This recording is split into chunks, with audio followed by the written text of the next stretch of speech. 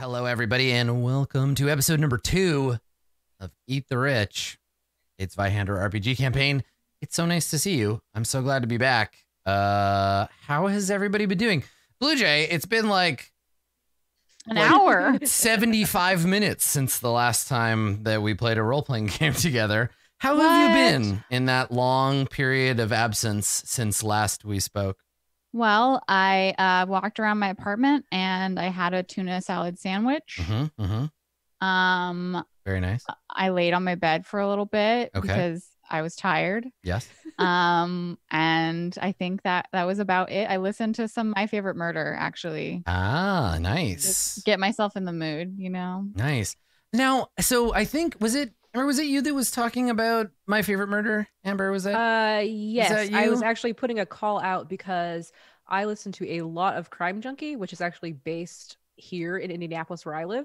Oh, nice. So they've been like my go-to true crime podcast right now. But I wanted others, and I did try My Favorite Murder, and it's okay. It's too fangirly for me. Yeah, it's very chatty. It's definitely an acquired taste. I would say if you haven't already been recommended by Adam, the last podcast on the left, they're more recent stuff. Yeah, everything from like 250 on is like better. Don't go any further back than that. Okay, I feel like My Favorite Murderer might be the same way because I started listening to like the beginning of their stuff. Actually, it's funny because like you listen to the beginning and it's like super extremely chatty. The middle is like pretty good and pretty like put together. Okay. And then like more recent stuff because they've been touring for so long. I think they forgot how to do a cohesive show. So like the more recent stuff is also pretty chatty. Yeah, so, there's a middle bit that's pretty good. With last podcast on the left, the issue is just the first 200 episodes.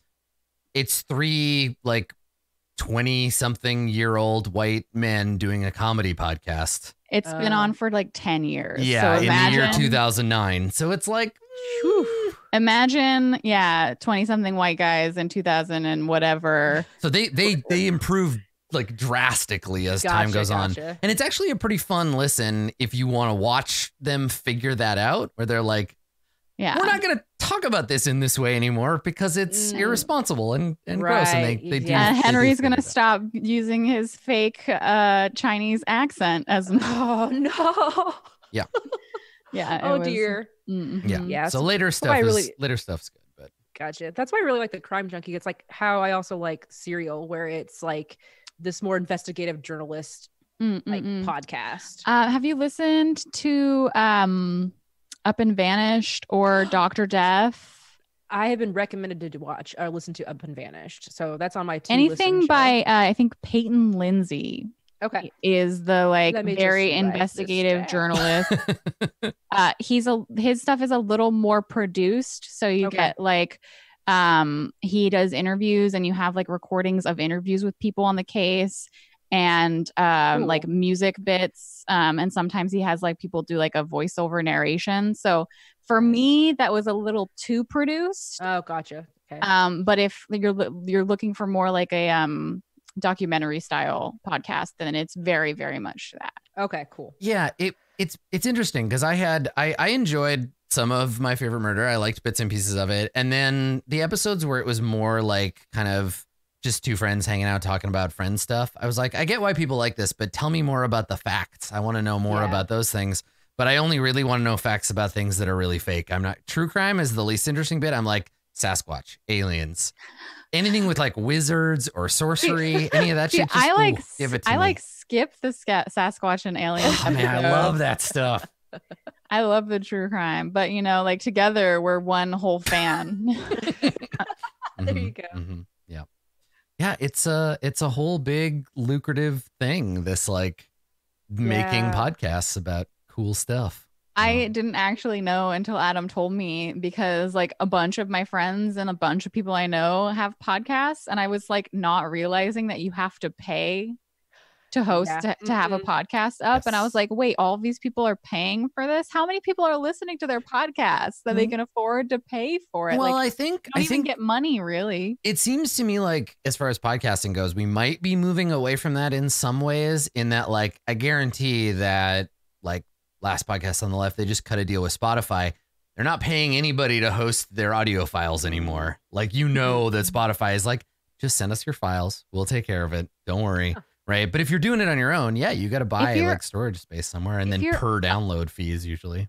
If you're uploading music to Spotify, do you have to host it similarly? No, because then Spotify wouldn't have any control over the throughput, right? Like for them, imagine if I was hosting all my YouTube videos on like a server somewhere and somebody went to download that and it was really slow, they might blame the downloading service, or they'd blame YouTube, and then YouTube would have to be like, nah, actually Adam holds those files and he's giving them.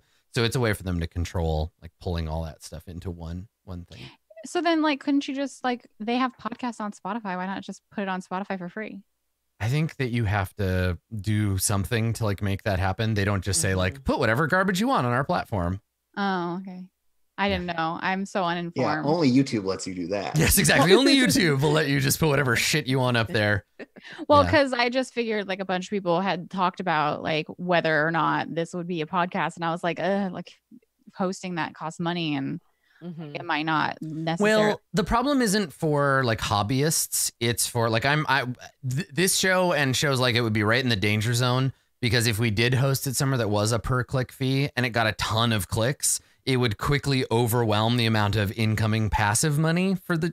So it would be like, great, welcome to the show that I don't want to be doing because every episode cost me $1,000.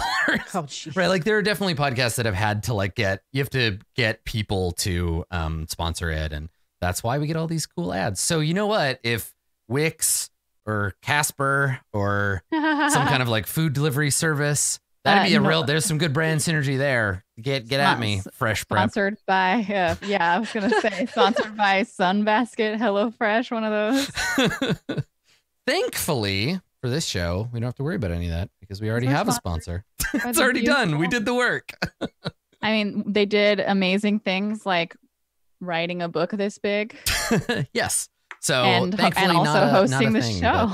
But yeah, it is interesting that's a thing, right? That you have to kind of do that. Yeah. But I think that's why most podcasts, and honestly, like a lot of YouTube videos and Patreon content creators, stuff, you cut a deal so you can have that bonus. Because ad revenue, as it stands, is going away. It's not a thing that anybody is getting paid by properly unless they're a company. Yeah. It's all the things that like I don't necessarily like. I consume all of this stuff, but I don't necessarily have any idea of how it actually happens. I mean, I own half of a part of a podcast company, and I don't know a lot of the back end stuff. I'm like all the graphic design and like all of the talking and stuff, but I don't really do a lot of the back end. That's my friend Josh. How is Project Goblins going? Oh, there have been so many good ones. There's a lot of goblins. Yes, it's been going good. I got a lot of the small ones done. So I'm taking commissions to do small goblin illustrations, caricatures with people with their favorite food and stuff. And I got all the small ones done, but I have some big, large ones too. I need to get to. I hope everyone is overpaying you. So when I retweeted your original tweet, I don't know if you saw this, but Aaron Riley, who is an artist that we've used on Roleplay to do a bunch of art, and he's a professional artist in his own right. I retweeted your original tweet, and in all caps, he just replied, "Charge more!" Yeah, yes. I saw that. Yes, which I thought was really funny. Because there's a tweet going around. No, I think it maybe would have been Tycho Brahe might have posted from somebody where it's like, you're not charging people for like the time it takes you. It's like the 15-20 years that I've done drawing to be this fast. I should also be thinking about charging for. Yeah, I know. Because it's like you could have someone like brand new to this with absolutely no experience. Yes, like, going, the same thing, and it'll take them like 5 hours. But because you've been doing it for 15 years, you can do it in however many minutes. And like, it's a weird. And then also you have to consider that any amount that someone is paying you, you have to pay the government like 30% of that. So you need to upcharge for taxes. So I'm gonna once you're, let me know. I've been holding off because I'm sure that you have that initial backlog of like, do all the goblins. Once that backlog is cleaned a little bit out and you have a little bit of extra room, I'm going to commission a set of goblins of everybody in the cast from you. Because I honestly just want to see like goblin Masood. and Goblin Andrew. I want to see it. Yes, hell yeah, totally. I'll do. You don't that. have to pay to see Goblin Blue Jam right here. In my phone right now. Yep. Yeah. I just assume that Goblin Masood has a microphone and a cat and a t-shirt that says Chicago on.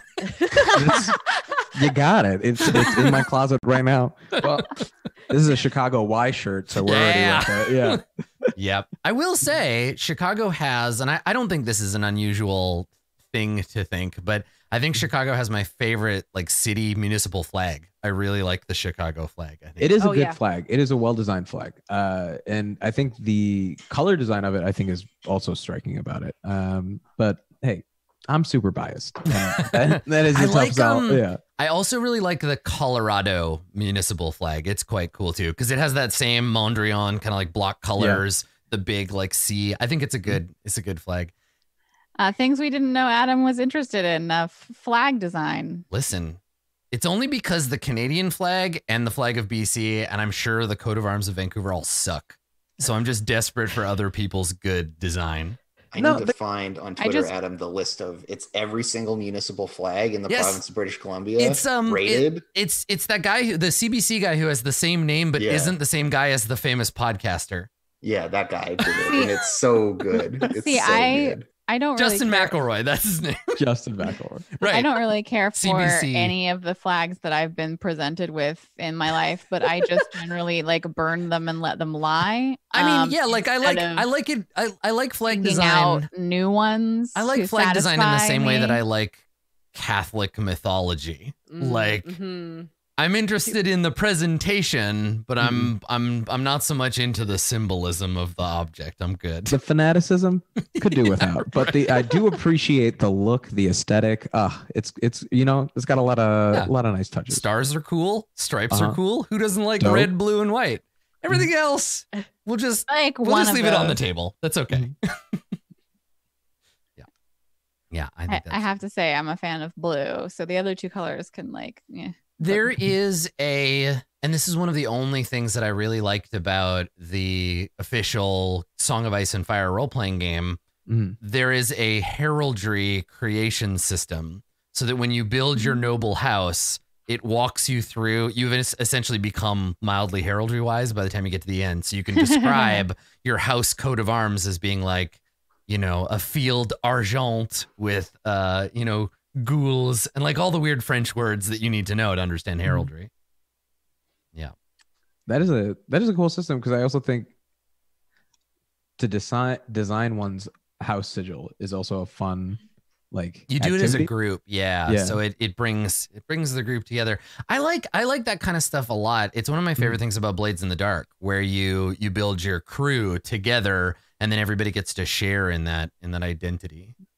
What's the crew analogy in Girl by Moonlight, Andrew? Is there- Well, it's like a bit more expansive, so I call Mm. it the series playset. and Oh, got, so it's like- your genre like yeah, gates. That's because cool. it includes setting and starting situation and a bunch of other stuff. All the Yeah. That's antagonism dope. and everything. Yeah, you like collaboratively assemble it. That's very cool.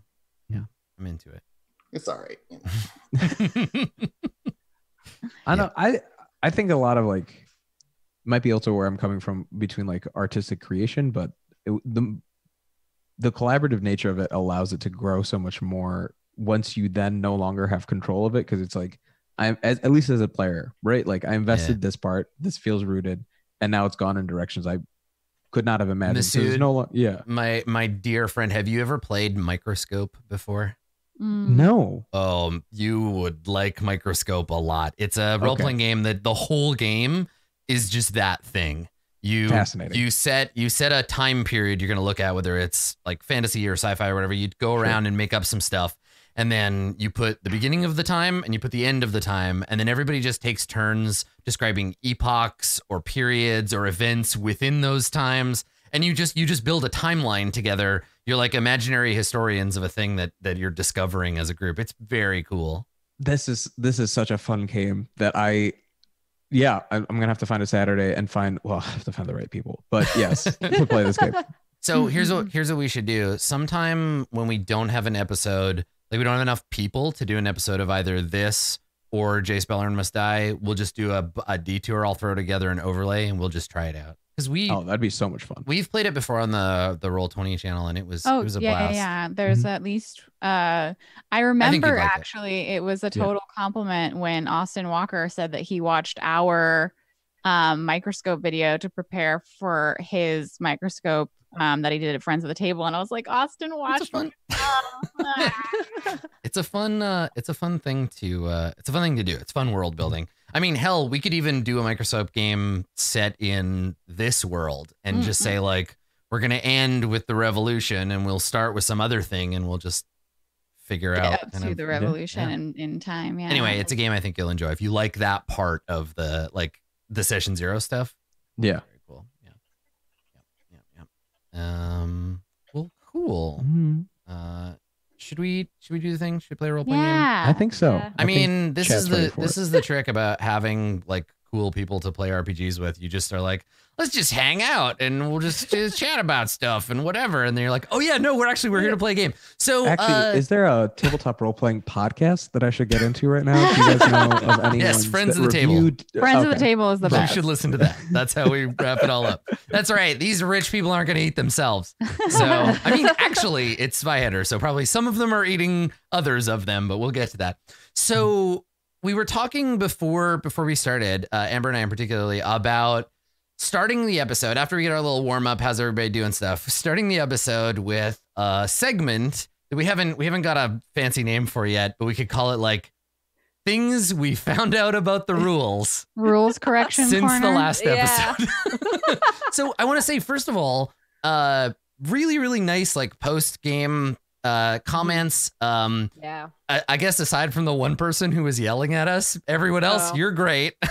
I would Um, like to take this time to announce that we are in fact extremely heterophobic. Please don't talk to me if you've ever even considered that you might be a hetero person. So the most of the Jeez, comments, Let me just ignore like the majority of my own life. most of the comments were excellent, very positive. Thank you for your feedback, everybody. But especially helpful were ones that were like, hey, I caught a rule thing that you missed, or like you Right. misinterpreted a rule slightly. Here's the interpretation of it from the book. So anybody who helped us with that stuff, boom, thank you. I appreciate it. There were a couple, I think the ones off the top of my head were attacks. So it's like you can make attacks. make one attack per round, Mhm. and then you have to use your AP on other stuff. Or there's an optional, I think in Main Ghost, there's an optional thing where it's like you can do multiple attacks, but you have to declare them at the It's- beginning, and each one Yeah, gets a it's not cumulative even- -10. I mentioned it previously. It's not Yes. even in Mangosh. It's in the actual text. Well, I have an old book, so I don't know. Mm. But it's there.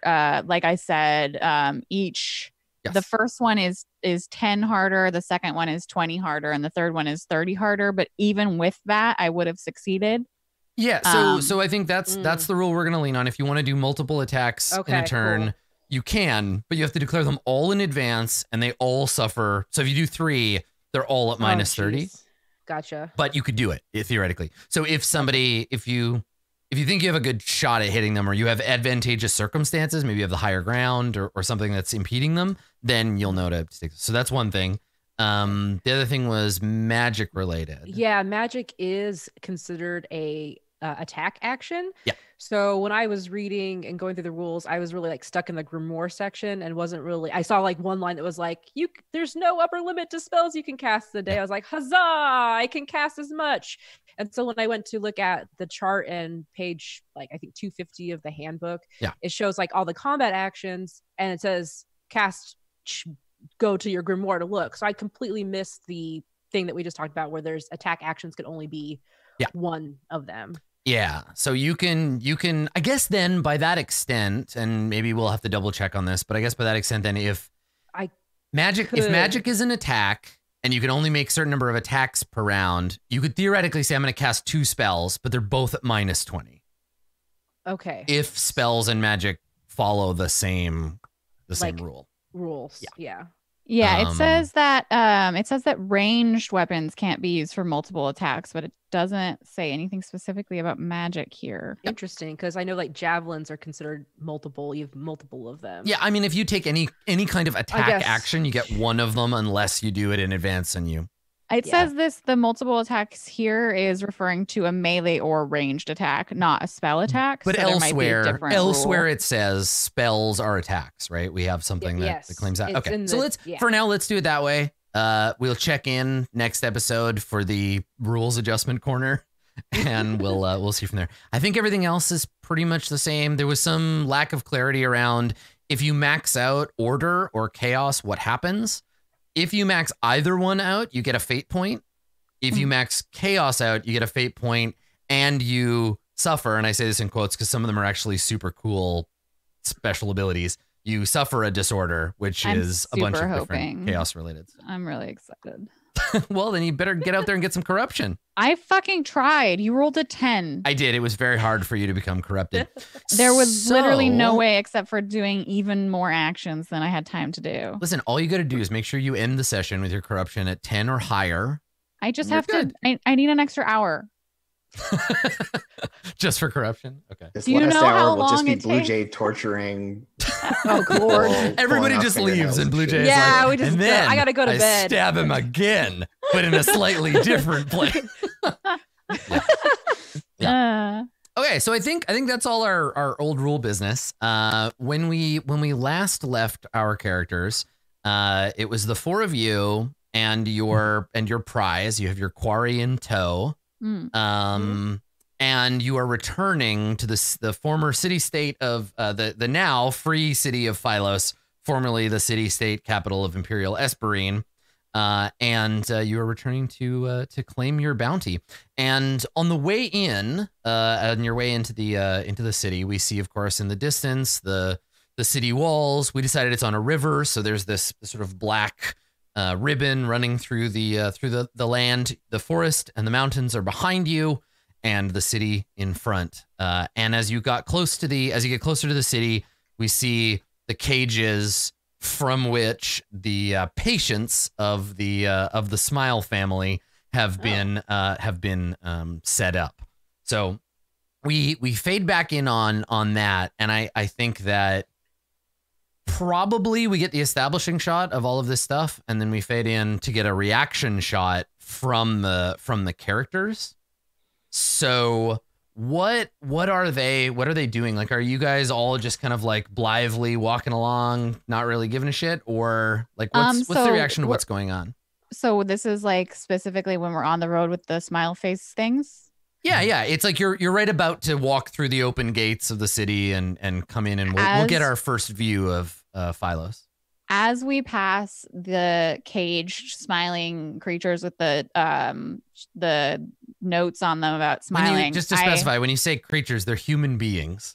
Human beings. When we pass, I take my cudgel and I run it along the bars to like Bang. make Okay. noise on each of them. Sure. Yeah. Okay. Wow. All right. Mm-hmm.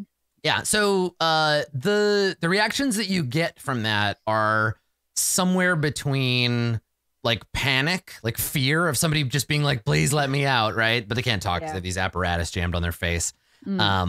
Others just lay there staring blankly at you. A few are either comatose or dead. But mostly they're just like.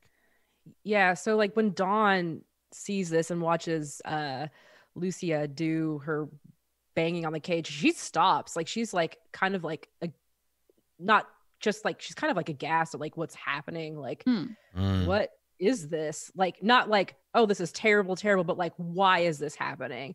Does she recognize like the symbol, like from one cult person to like with cult knowledge? Is this something that she was aware of in So what you're saying right now is that your experience in Aum Shinri Kyo should give you information about Well, maybe, these Scientologists. I mean, you're not wrong. Like, yeah, when word goes on the block, some other like wellness group is coming into your territory. Sure. Like we would know. Let's have you roll.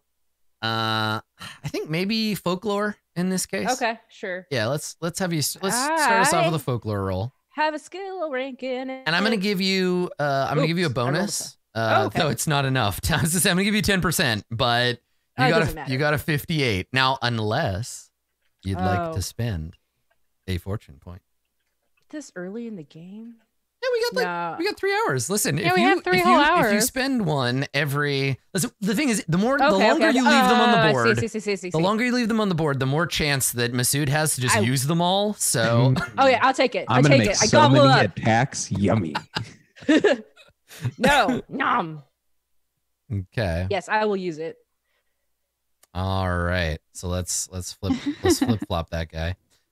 Okay. All right. So that lets you re-roll. So you can give it another try and give yourself a bonus. Of the Adjust the plus difficulty 10. by 10%. Yeah. Okay, gotcha. I will do that. Because it's less I will- difficult because they're Routine, one would say. Folklore. yes. I would Come say this is on. a routine roll. Situational. So I put it in the situational modifier, or do I change it at the top? Change it at the top of your character sheet. Okay. You have multiple. Jesus. Lord. All right. I So the don't only- know anything. 96. The only things that come to mind are these two words: human nonsense. Of course. So this is just like more evidence that human beings have no idea how to take care of themselves or each other. None of these people have had like quinoa or kale or like have beetroot. None of that stuff. lit sage and cleanse the air around them. Yeah.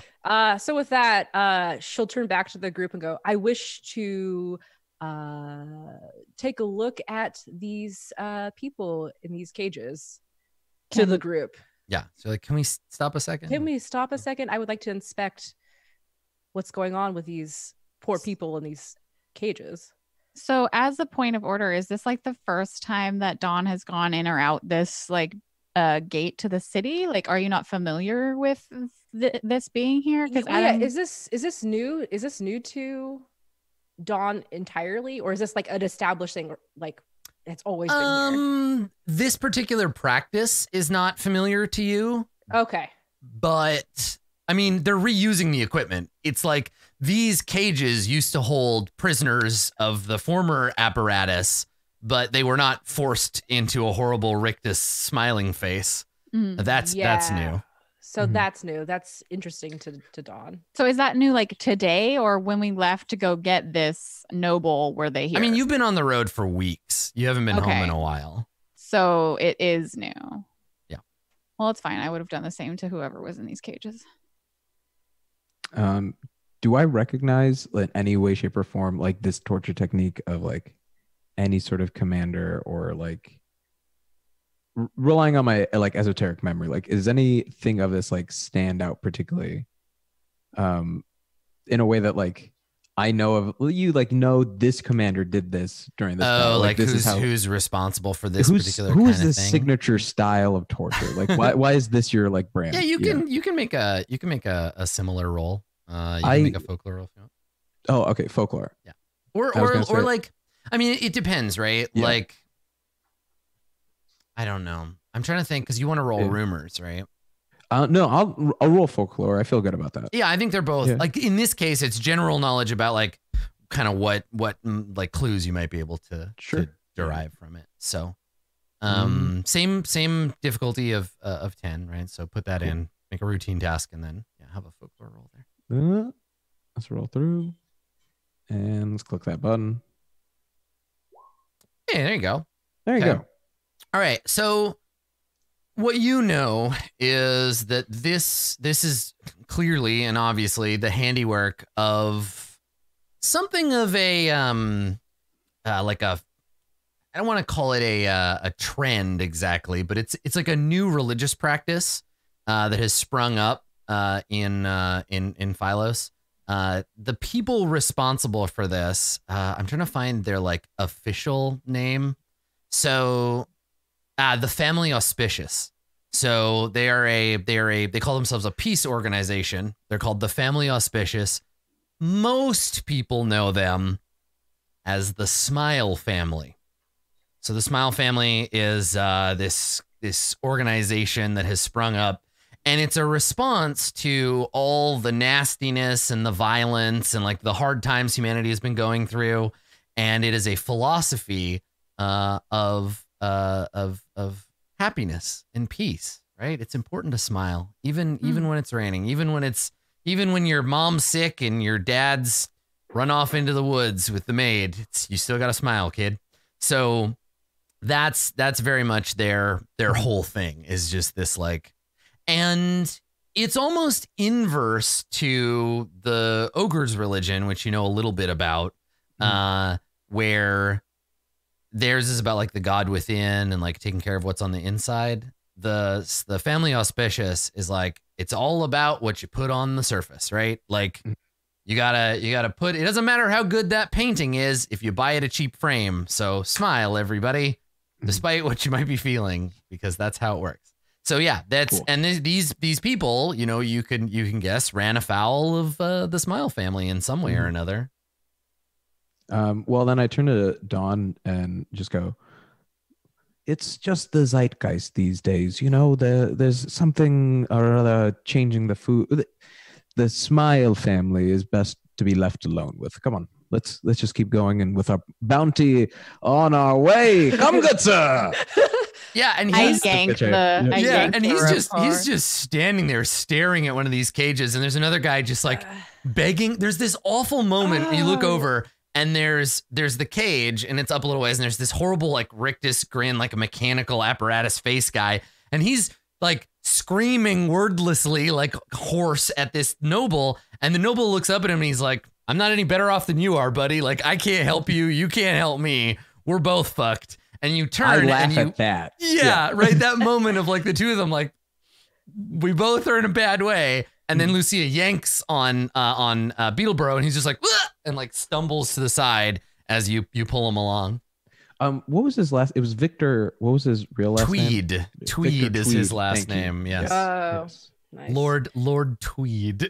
Lord Beetleboro. Yes, Beetleboro is the title in the land. He is Lord Victor Tweed, Duke of Beetleboro. Yeah. Okay. So yeah. And I like make like a grunting noise and continue forward towards the flea and flintlock. Dawn hesitates for just a little bit, looks back, and then follows suit. Okay. Yeah, and of course, when you look back, there is a person just like staring at you, like, don't leave, don't do this. Just locking eyes because I heard the family auspicious, and I'm just like, locking eyes. And... Yep. All right. Yeah, excellent. Okay, so you continue down towards the gates. Now, the walls of the city of Phylos, I think, are mostly intact because this was not a war from without with trebuchets and catapults, right? This was a war whose fire started in the city, and so the walls themselves are pristine, in so much as they've ever been.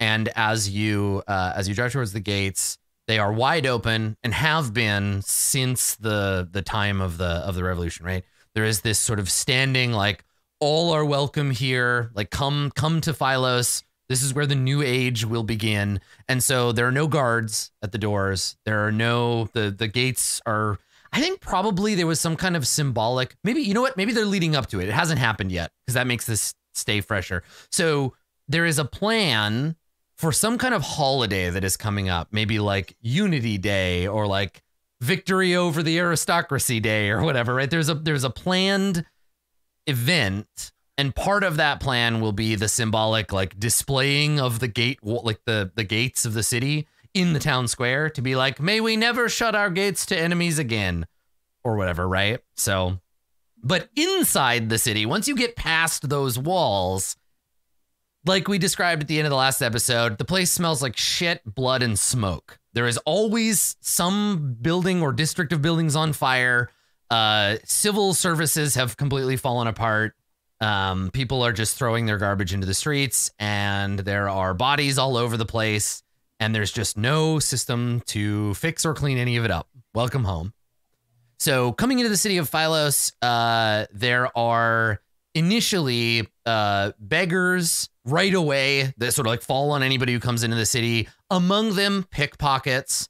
So when you walk in, there are people. There's like a crowd of people, all filthy and miserable and ill-fed, who come up to you and immediately start like begging for coins, right? Like giving you their story and explaining like, you know, please, we need your help. Give me just a couple of pennies, please. and they all kind of swarm. There's like a dozen of them, and they sort of swarm in on you right as you come into the city. Do I recognize any of these people? I don't think so. Like, this is a different racket than you would have been involved in. Okay. Yeah, hard to flex on people with no money to get Yeah. them to pay you money. Yeah. I mean, I'm just saying that, like, maybe, like, you know, this is the town that I've lived in my whole life, and I'm lowborn, so it makes sense that I might know some people who aren't as well off as me, whether I'm busting their shins or not, you know? True. Vander, what's your response to this crowd of misbegotten souls? I think Vander is mostly just correcting them on how bounties work. And like, no, we don't have any money yet. That's what he's for. Get out of the way. And like, So of course, one of them says, "Well, I could take you. I could take you to the Flea and Flintlock, and then you could give me a little something for escorting you. Bad neighborhood." I just look at him. yeah. And so she puts a hand on her belt right next to where there's a fucking pistol, and just says, "Do I look like I need an escort?" And like leans down, you know, like looms over this person Yeah. who's shorter than her. Yeah, let's see. I want to see if they're. This is a moment for Vander, right? We either learn like Vander can scare these people off, or it doesn't matter how tough you are, they are poor and desperate. So let's find out what the universe has to say. Let's have you make a roll. You can intimidate, right? Yeah, this feels like intimidate to me.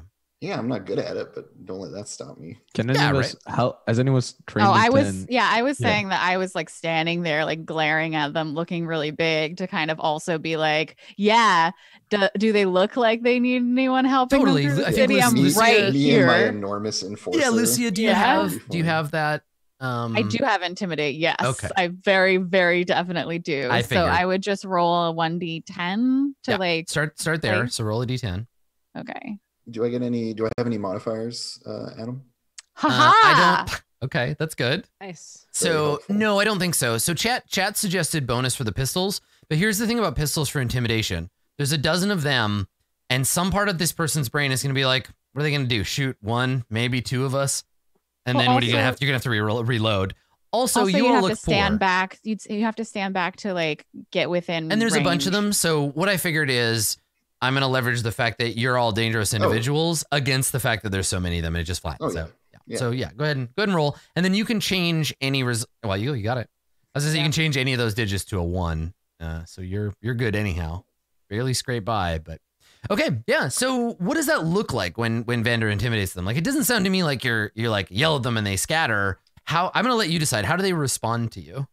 Yeah, Vander just does the thing where she's just fucking cold and Yeah. like, totally unshaken, right? Like she'll bluff her way through anything and never look any different, even if it's like, you know, facing down an army. She doesn't care. So yeah, she just walks up to them like it's nothing, puts a hand on her hip, and then like dares them to try it. Right. Does not like And again, remember show this any fear. this moment is less about like, do you succeed or fail, and more about like what we learn about people. So these people in particular recognize Vander as, I think, both one of their own and a more successful one, right? Where they're like, Yeah. oh, you have your own racket going. You're not a rube, so we'll just back off of you. And Lucia, you're the stick, right? Where Vander's like, I'm one of you. Don't fuck with me. And you're like, or else. Yeah, that's me. I'm the or else. Yeah. Also, Excellent. you'll fucking die horribly, but you know. So you enter the city, and it's as I described before. There is what used to be like a grand kind of interior gate built on the rubble of the original walls when this used to be a fortress town in prehistory. And so there is this ceremonial interior, the inside gate, and it's mostly fallen down, but it's where the city originally started. And draped across the arch is an enormous bright yellow banner with black letters on it that says, "Welcome to Philos. Don't forget to smile." And it's just hanging this big enormous banner over the entrance to the city as you come in. And below that, as we pan down this bright canary yellow sign, there are just evidence of human misery everywhere, right? We see at the edges of the streets, in every alley, there are lean-tos and tents. Every building is either quarantined or defended by somebody who is either squatting there with an axe or who legitimately owns the place. The whole city is in total disarray. So where do you go? Do you go straight to the Flea and Flintlock to get rid of your bounty, or do you stop along the way? I'd wait at this. I did want to. I don't know what we should do first. I guess like corpses will keep. That's right. You have a wagon with corpses. I forgot you have the wagon with corpses on it. Yep. Yeah. So like, I don't know if that's like, if it's on the way, I feel like Lucia would think of things like, well, we're headed there, so we should just take care of it. If I knew of a place where you could like sell some bodies to a barber surgeon or whatever, or a researcher of some type. And these are like good bodies. I mean, yeah, they're mostly good bodies. I mean, just smacked around a little bit. They're fresh. Lucia, make a rumors test. Okay. Rumor. There it is. Is anyone in the party helping me recall this information? Well, so here's the thing. I kind of want you to roll whether I know or not, and then you can ask. Yeah. Right, unless, and again, we're learning characterization. Does Lucia try to remember on her own, or does she immediately go to Mr. Belvedere and say, hey, do you know anything? I feel like I would try first. Okay. Yeah. Like silently, like be like, do I know something like this? Yeah. So just, it makes sense. Okay. And you come in, take a look around, think about like, okay. Yeah. I do not successfully. I get a 61 instead of a 48. Yeah. So what do you do when you realize like, we got these corpses, I don't know who to sell them to? Yeah. So I'm kind of like, after we intimidate the children or like ne'er-do-wells, I'm kind of walking forward in a like I'm thinking while walking kind of way, and maybe like I'm drawing the cart forward. I don't know who's doing that, if it's just me or if it's me and someone else. But then I stop like in the middle of the street, and just like turn a little bit towards whoever is closest to me, and I'm just like, I don't know where to sell these. And I motion back towards the bodies. I assume that Vander is the person that is always closest to you. Oh, yeah. Yeah. That's my assumption. So, yeah. I've heard of people doing that, but I don't actually know anyone. Yeah, and Vander like looks around at all the like corpses in alleyways and gutters and whatnot, and just kind of, I suppose ours are better shaped than these ones. And she like kicks someone's like some corpse's leg out of the path of the cart. Yeah, it is what worth you a would shot, I suppose. It is what you would call a buyer's market, right? But yeah, like she'll kind of reflect on it, and I have rumor, so I can maybe drum something up. Mm-hmm. I think she'll turn and ask. She's like, "What about you, Belvedere? You know any?" And she like indicates the contents of the cart with like Vander's a little squeamish of them at this point. Yeah. It's like gone sour. This is like dead eye staring like a fish on a cart, like just staring out at you, like of a man you shot in the chest. Mm-hmm. Oh, in fact, I do. Because I rolled a 1d10 and I got a 10. So that's bad, isn't it? Oh, is it bad? No. So this was another thing that came up. If we're rolling in this system, technically, if you're rolling a d10, there is no 10 on a d10. There's 0 to 9. So what you rolled is a 0. That's great. Which is good if you're helping, if that's what's going on. Yeah. Right. I get a 0-8. Yeah, you get an 8. Yes. Which is nice. Great. Yeah. Perfect. Okay. Perfect. Okay. So Vander and Mr. Belvedere, two people come to mind. One leads you to the other. So first of all, when you want to sell stuff in town, and I don't mean generally, not everybody, but you, you go to Sweet Euphemia. Sweet Euphemia is a fence. She works with Archie because sometimes, you bring the meat to Archie and you bring everything else to Sweet Euphemia, and she deals with it, right? Because if you bring a noble that has like gold rings or gold teeth or whatever, those things will just go missing if you turn them over to Archie. But if you go to Sweet Euphemia first and you're like, check out this jewelry I got, she'll try to find you somebody who'll buy it. So you think of her first, but then you realize that you're imagining like her workspace, right? She's got this kind of junk shop that she works out of. She has a sign, a little tin sign up behind her desk that says, "No corpses." You remember because she's had to point at the sign more than once and be like, nah. So once you realize that, once you're like, okay. That leads you to and I'll let you decide, is this Vander or Mr. Bolvedier that knows this person? I'll leave it up to the two of you. He's a doctor, formerly of the Esperine College of Surgery, but who lost his license for unlawful interfering with the dead. But didn't serve any, for some reason, didn't serve any like jail time or anything. He was exonerated during the confusion. His name is Dr. Pfaff, but I will decide. Yeah. Pfaff, Dr. Pfaff. Yeah, like the sewing Dr. machines. Yep. Like the sewing machine. Yep. And I will leave it up to you to decide which one of you knows this person and why. This sounds like a Bolvedier concept. I was going to say, this guy is a doctor at this time. Family had to have money, so he was rich. And then also somehow didn't get caught with anything after Fallout, also rich. Mr. Bolvedier knows this guy's family. We could go see my good friend Monty Pfaff. Dr. Pfaff, as we call him. Let's go see Monty. He's got the answer to this situation. And Vander does a little bit like, isn't that the one? But then she like doesn't want to talk about it. Like, oh no, yes, right? Yes, so yes. And you know what?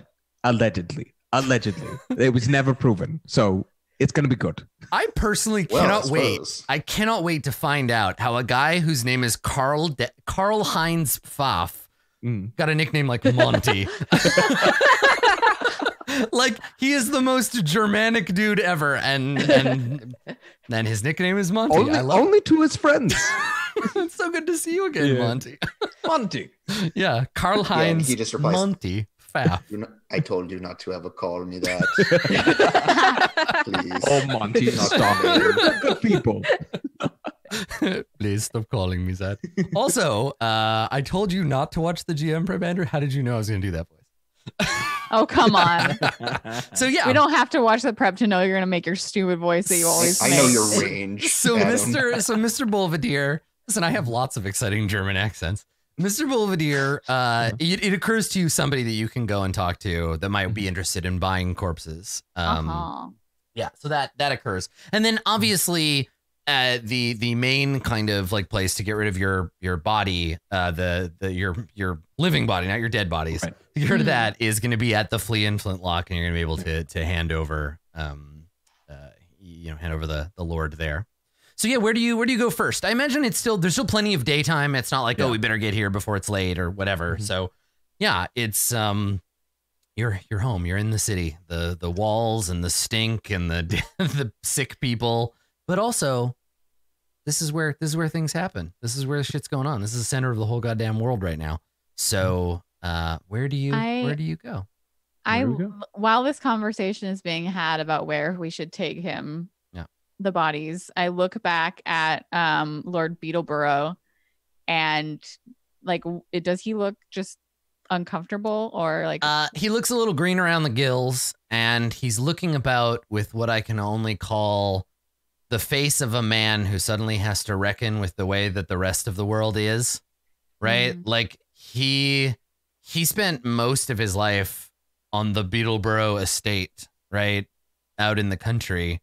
And now he's like terrified, basically. He's just looking around at all the dead people and the crime and the putrescence. And he's just like.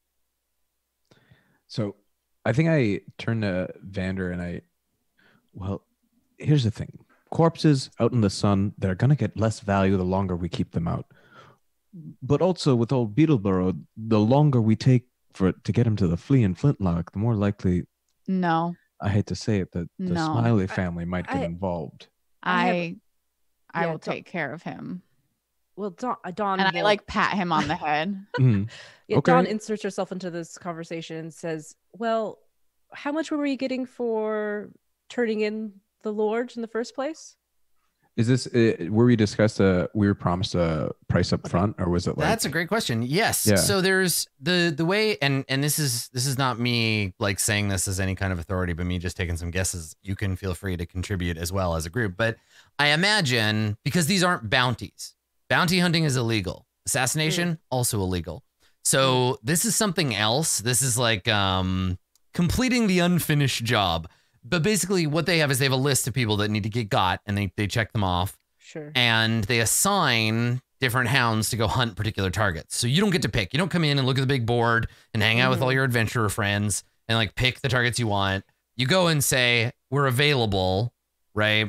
You have a charter to pervade to seek out the quarry. And then Archie, part of his job is deciding what groups to pair up with what quarry. So he'll be like, oh, you guys, I know one of you speaks this language and I need that. So here, go find this guy.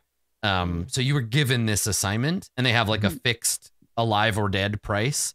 So with that, Dawn says, what's the going price of corpses these days? That's a great question. Well, let's do some comparisons on what other things cost. If you wanted to buy a cow is 17 gold crowns. Right? Like a living. An alive, yes, a cow that you would theoretically be able to get milk from until you can't, and then meat from when you're ready for that. So that's a cow. That's 17 gold. A dog is 8. A replacement wheel for your wagon is 3.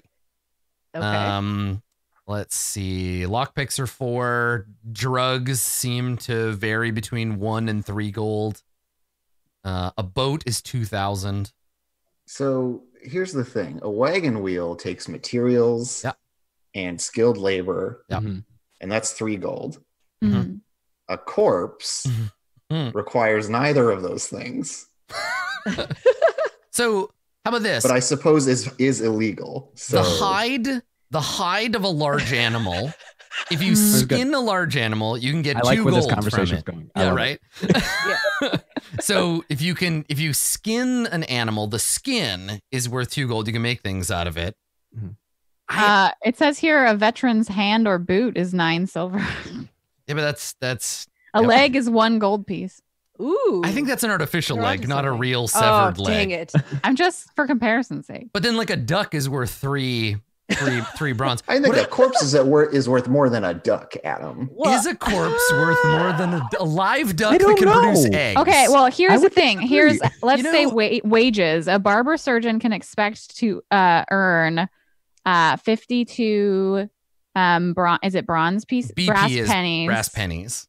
I don't know is- per what. This is some Sir Bedivere shit. Daily work per day, 52 brass pennies per day. So what could a barber surgeon afford to pay?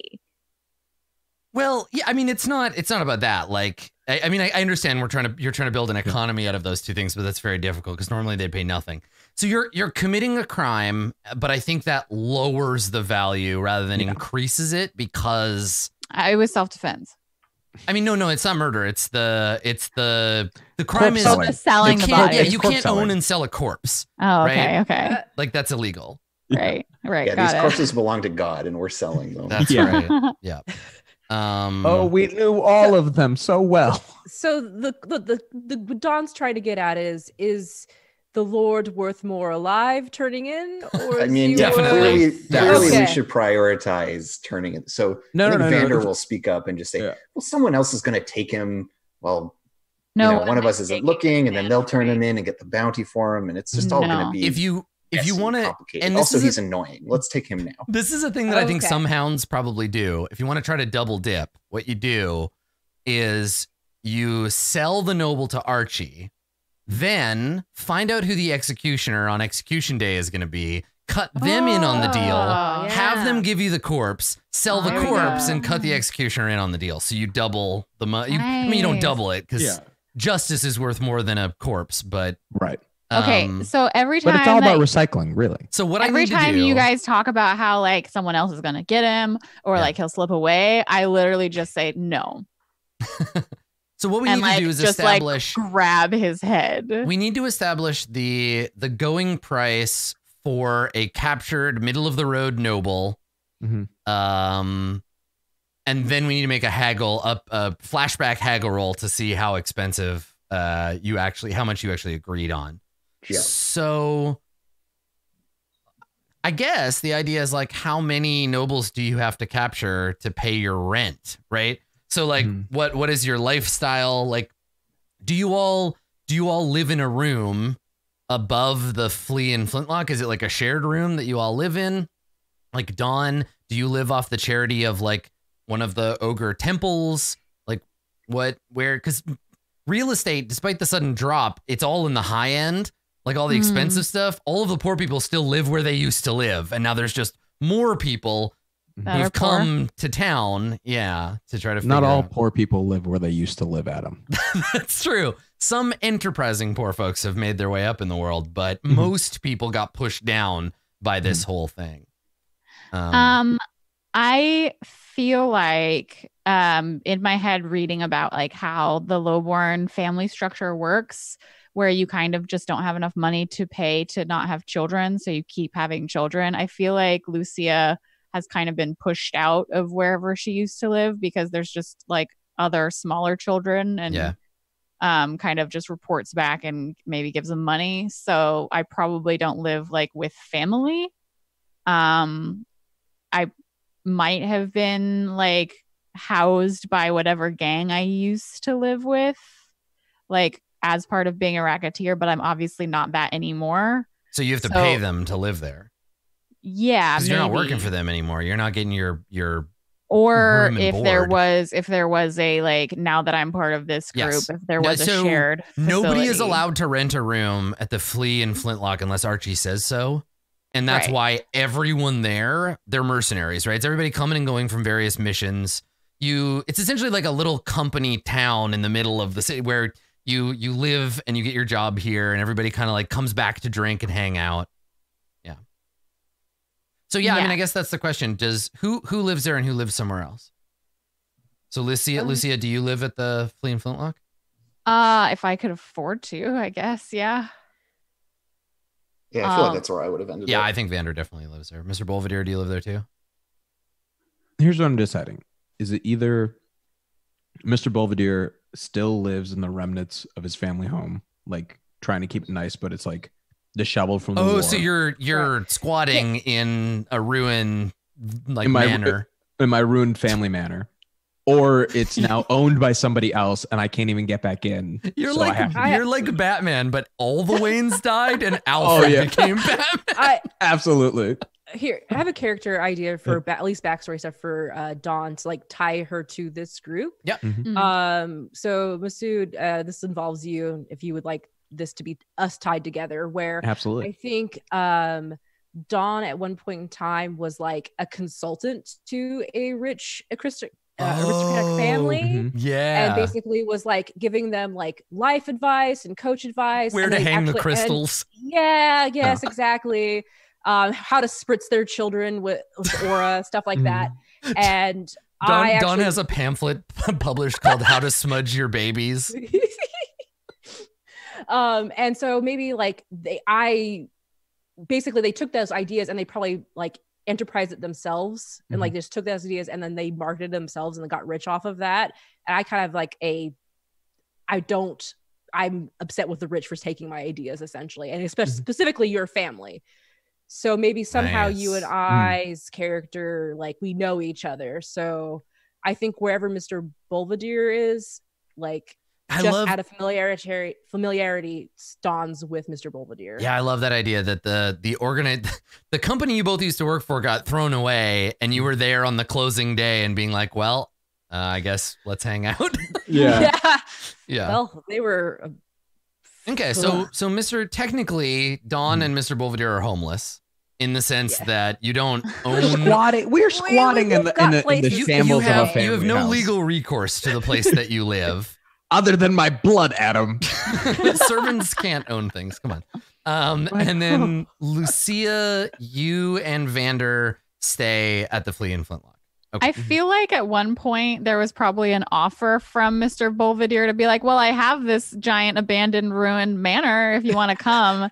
And Lucia probably spent like a single night there and could not sleep without the noises of the city around her. Like it was just like, I can't live in this like wilderness. Yeah. It's awful and I hate it. So I went back. I'm trying to figure out what rent would be. Like an inn, a room. This sounds positively miserable, and I hate it. A I room love at an inn. This is Because great. somebody roleplay. figured it's great content. Yeah, Yeah. somebody figured out that a corpse in 1828 London was between £7 and £10. Okay. So we have Okay. like a price for dead bodies. And that's like a lot of money, right? Like pounds Yeah. were worth quite a bit. Well, and so that's what I'm trying to figure out. So I asked how much was a horse worth in Because we have that 1828? comparison. Because we have the horse. Uh-huh. Yeah. Oh, I Family still have wage a looks to horse. have been Listen, if about you're going to eat the rich, you got to understand the $40. economics of it. Mhm. Right. But then we have to analyze the price fluctuations of horses I think there throughout was the a year. page You know? for Right. rent. Let me- Yeah, I have costs and stuff for like people's wages on a daily basis, but Yeah, I feel like there was a like I remember Yeah. seeing a page for like rent prices. I don't remember where it was. Housing and property. Yeah, that was at the back of oh god, yeah, property was somewhere. Yeah, but that was mostly for building house. houses. Like it's expensive. Like I found Yeah. that bit too. Yeah, it's like an acre of land, an ancestral manor. So like if you want to build a mansion, it's 7,000 gold, but you don't have Oh, it was a a- corpses. It was equipment, wasn't it? I don't know. We'll figure Command it out. F rent. No, not transparent. Yeah. So, okay. So I figure you're getting paid enough. You're living paycheck to paycheck, right? No one target will lodging is the word to look for. Okay. Hmm. So yeah, no one target is gonna Oh, be here we like, go. The Lodging idea and is tavern. they want to keep you in a like all I gotta do is Okay. because let's look at it from the employer's perspective. They want to I pay have you. it. Thank you. They want to pay you enough to survive, but not enough to not need to work for them anymore. So they give you just enough to kind of keep you going, and then hope that you'll keep working for that big job that'll be the last one. So okay. So rent for a night in a common room is 1 silver. Okay. A night in a private room is 5. Okay. Above the stables is 6 brass. There's no that- table here. Okay. So it's 5. I assume the two of you are you in a common room or a I don't know how much money we're making. right? That makes it hard to make the choice. Okay. Well, I'm gonna assume. So would you say 5 silver I'm a going to day? assume that Vander and Luce have to sleep in the same room. Yeah, but you might share. Well, oh yeah, a we zone. can't Okay. afford 2 of them for sure. That's a lot of money. I think I only have like 7 brass pieces. or So something a month, stupid. per person, a month of rent then is what 1.5 gold per month. My heart. Ooh. Figuring it takes. So 1 gold is 20 silver. 1 gold is 20 silver. Okay, let me. Yeah. That's less. Yeah, so it's Okay. much less than that. That's That was- different. Yeah. So it's 1 gold every how much? 5 silver a day every 4 days. Yeah. Okay. So I have. Let me see. Times the 30 days. So it's what's 150 divided by 2? 7.5 gold. Okay. So 7.5 gold for a month per person. Ooh. And Wait, that's no, not. that's No, like that's because it's five silver times 30 days in a month. That's 150 silver divided by 20, right? It's 5 silver per day.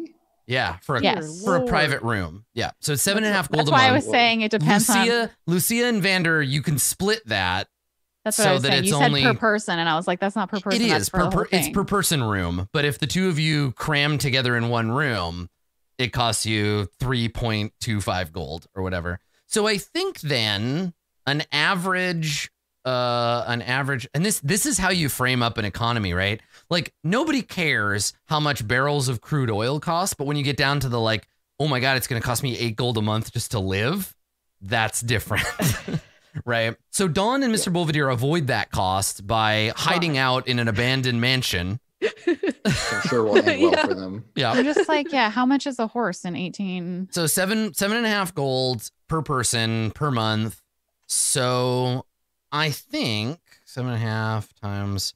So it's like I have an let's- 1870 catalog of goods with prices. on average, how many bounties can you do? If you can do a bunch of bounties in a month, then you're good, but you might not get assigned them, right? Archie might be like, it's a lot more like season 2 of The Wire than it is season 1 of The Mandalorian, because you come in and Frank is like, nah, we don't got any work for you today. And you're like, God damn it, Frank. Come on. He's like, seniority, man. I got to give it to the other hunters. Well, and you said So- that this whole process was like it took us a It took few us weeks. weeks. We probably get like maybe Mhm. like 2 bounties a month. Two if at you're best. lucky. Wow. Yeah. Yeah. If you're really doing it. So I think Mhm. probably a bounty is worth like 20 gold crowns a piece, like 20 total, like per bounty, Oh. not 20 each. Mhm. Right. Which is why you have to do So- things like loot stuff and sell it to Sweet Euphemia and sell corpses. And So we get 5 gold pieces each. per bounty. if you split it evenly, Plus we'll talk about whatever that when we you can- yeah. tune it in. Okay. All right. So first of all, let's talk about that. Are you gonna go straight back to the tavern and get rid of this nerd and get your money?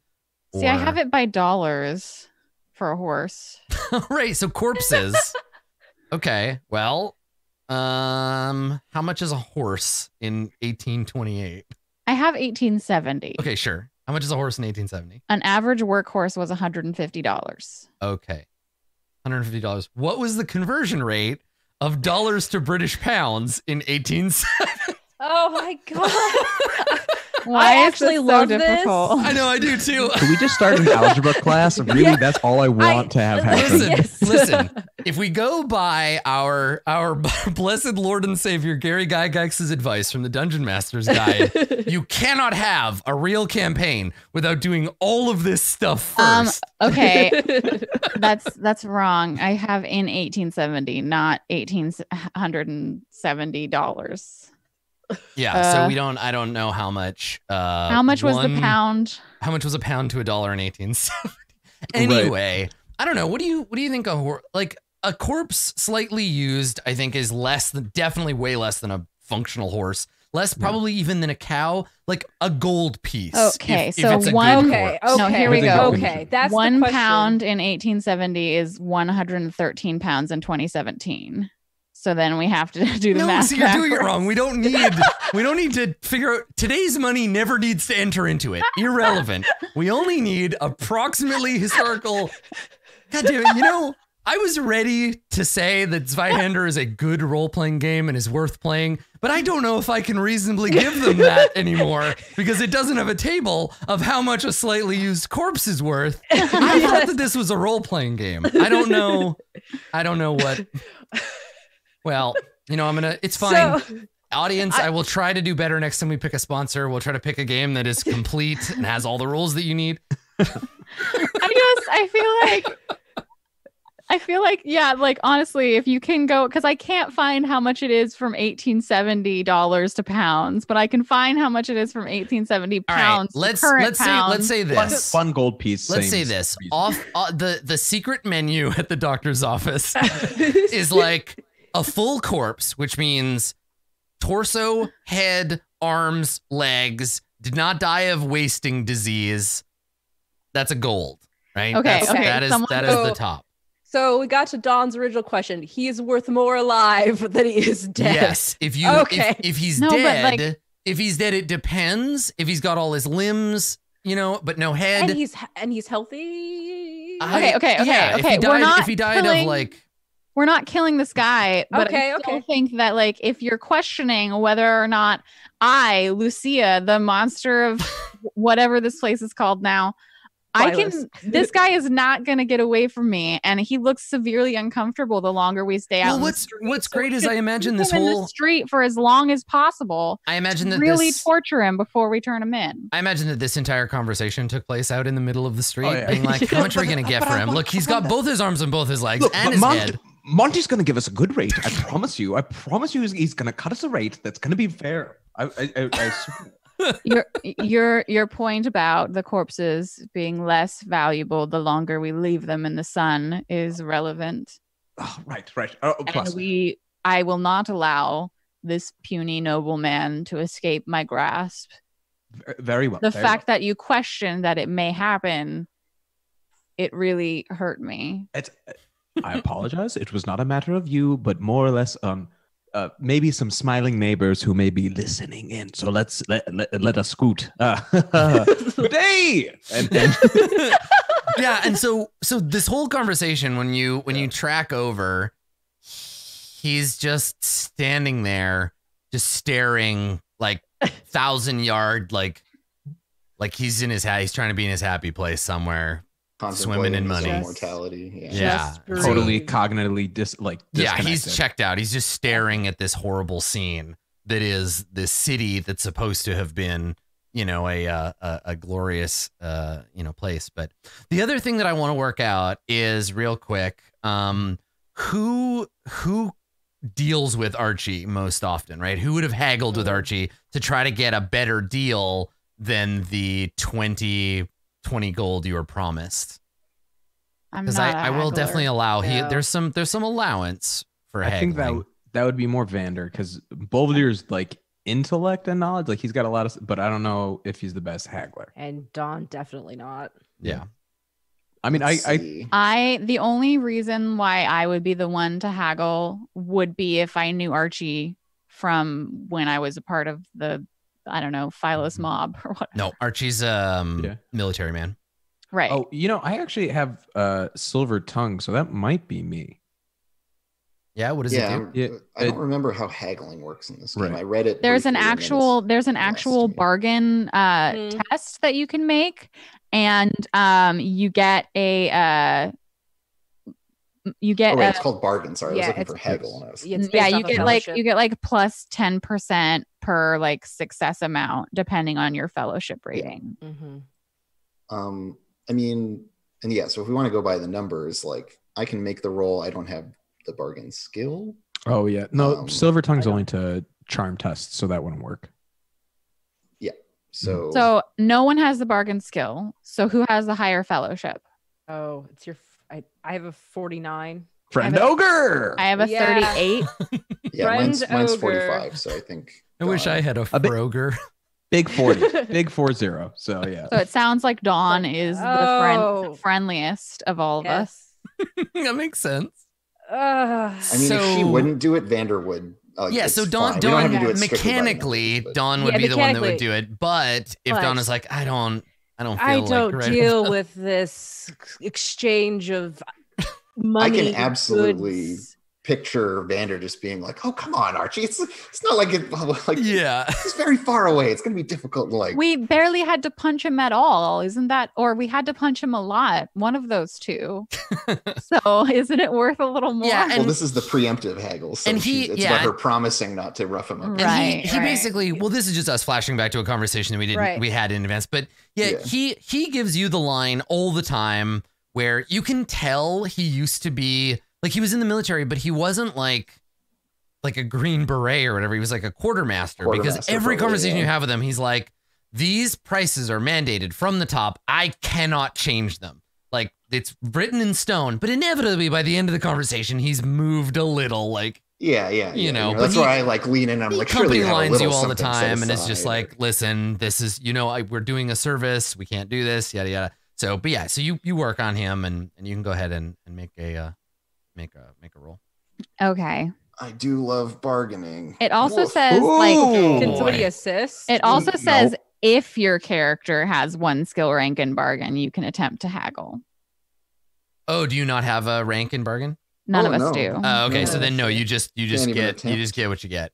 Okay, well that's fine then. Yeah. I still have the argument. But Yeah, it's just not exactly. Yeah, right. successful. And so the argument comes to the end, and he's just like, we've been through this. You know how this works. The paperwork is pre-printed for me. They bring it down here. Just put an X on the page.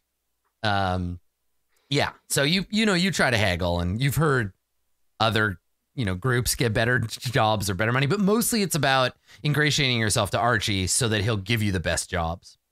Mm-mm-mm. Mm-hmm. Yeah. Mm-hmm. Okay. All All right. So do we head to the flea and flintlock? Sell the corpses first. Sell the corpses. They're Corpses getting first? Go pretty to ripe. Sweet Euphemia's to sell those pistols. So Noble, you're taking him on a tour. I want Yeah. him. I want him to be as uncomfortable as possible for as long as possible. And we will indulge this. Okay. All right. Well, I mean, you could have chosen to be kind and like merciful to this dude, but this feels a little sadistic. No. Excuse No. me. Yeah. The 9 foot. Would this ogre, qualify as psychological torture? I think that I think that it does. Yes. Lucia, Nice. this was your idea. I very much wanted that. You Yeah, take- with the corruption. You take 3. Sick. Everybody else takes 1 for participating. I argued against it. Did you? Well, you Yeah, still I was you like, didn't he's argue hard annoying. I enough. want to go take him in first. Okay, well, so there's a moment where everybody's about to get some corruption for torturing this poor guy. Do you say anything or do you just let it happen? Yeah, no, she's like, look, I know we all hate him, certainly, and he deserves it, but I never. I'm hungry and I want to get paid and I'm sick of his whining, his constant whining, and she like glares at him. And he's been totally silent since he got here. Yeah. He's just breathing. We Like made a Dawn roll. keeps instructing him to breathe. I think Mr. Belvedere actually like, see, you say that, Vander, but what I'm getting is that you might just want us to forget about those very expensive pistols on your waist, and you just we're going to fence them first, and like kind of shouts it down, like like doesn't see the humanity that's present, but like, Do you think Yeah. that we should sell the cart too? Carts are useful. Okay. There might be more corpses in the future. And so Vander pulls the pistols out of her belt and walks over to Mr. Belvedere and just like pushes them into his waifish little torso. Yeah. Says, fine, you sell them.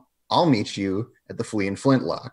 well, I mean, now we should just go to the Flea and Flintlock because I mean, for real, you don't have to make a big deal. So about it. Belvedere does like a total flip flop and is like, no, I think we should go. Now I Dawn- have the very expensive pistols. Yes, absolutely. Let's forget about the fence. The Just completely, corpses yeah. are just bloating here. I like sniff the air and I'm like, they're still fine. Okay. Yeah. As if to prove your point, one of the corpses farts loudly. It's this Very long sort of corpse-like thing. wheezing sound, but from the butt. Mhm. The flies are gathering, guys. I still think that selling them when they're fresher and they haven't yet evacuated their bowels might. So, I mean, be- we could roll, right? Because it sounds like Oh, you're yeah. trying to Yeah. convince each other. So Yeah, we could sure. just- Yeah, let's we do just it. make a roll. Okay.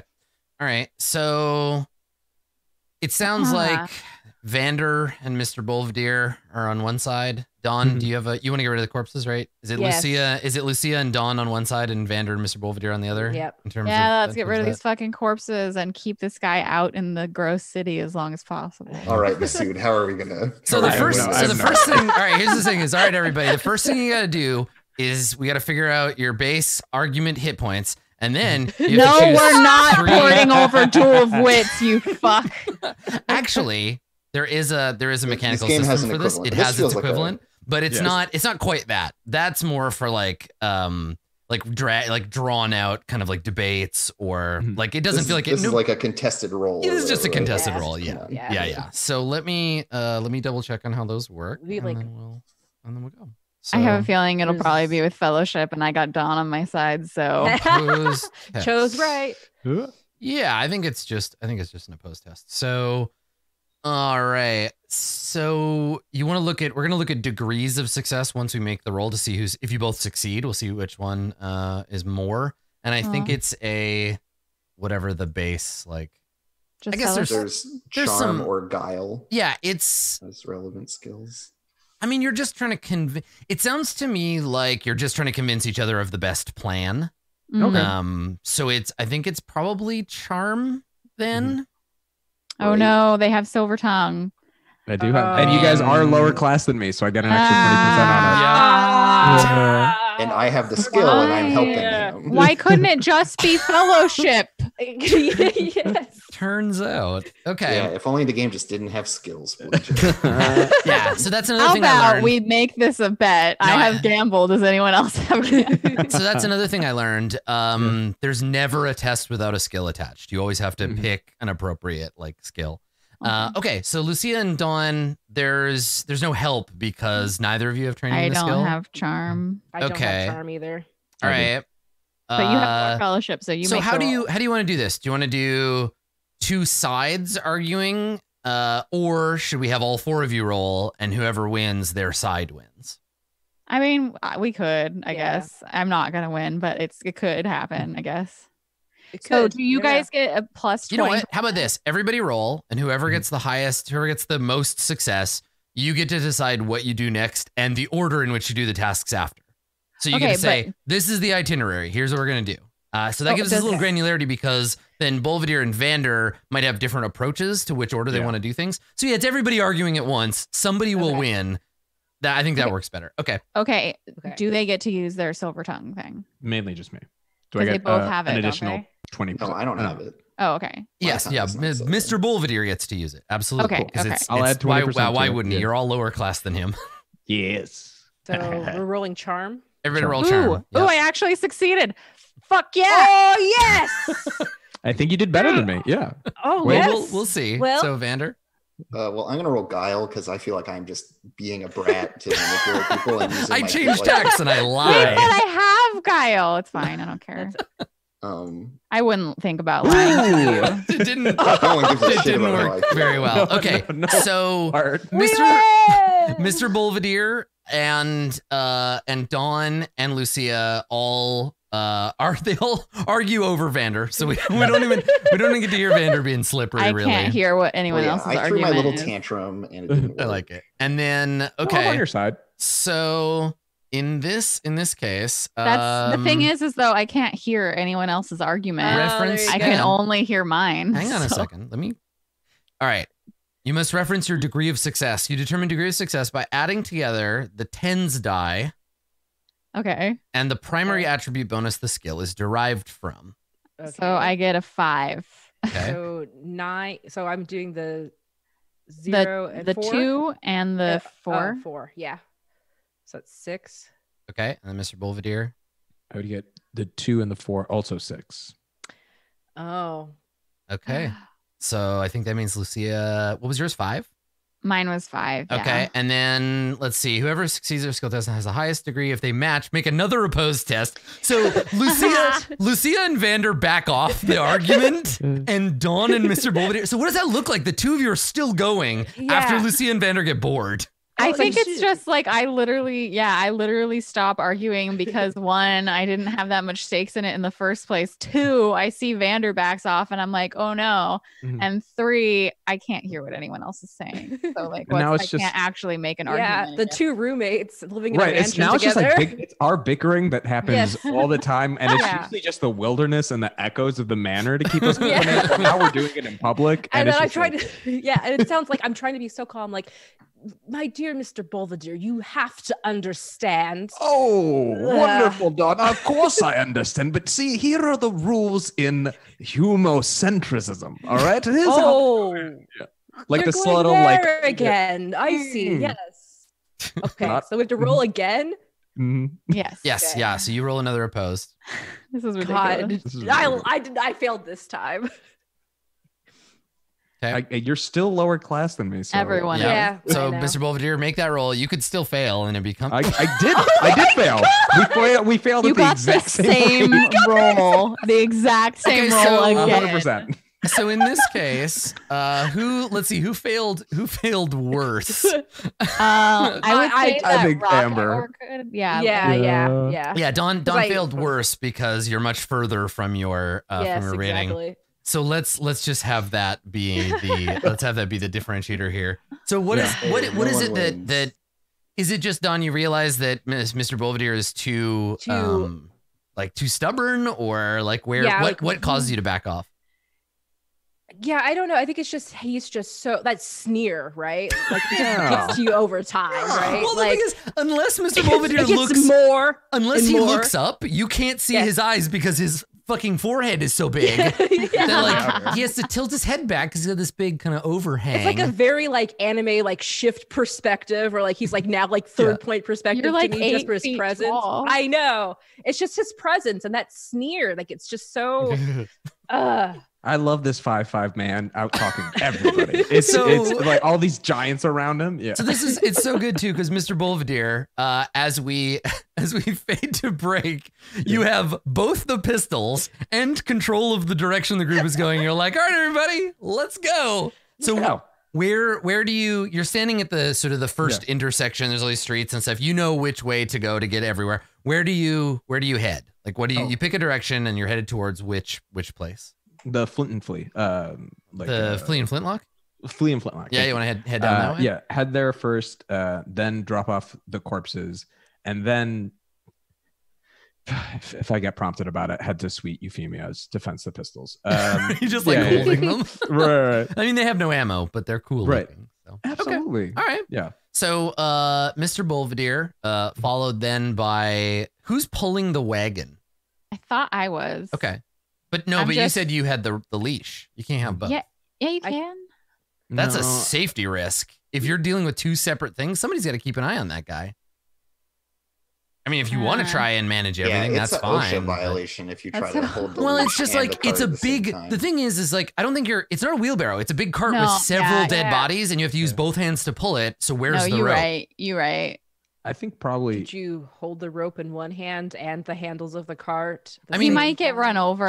She's strong, but I'm just saying, like, yeah, I'm gonna use that as an opportunity for him to get away if you're trying to handle everything. Nah, it's fine. I think friend Ogre might pull the cart. Yeah. Yeah, I'll pull it.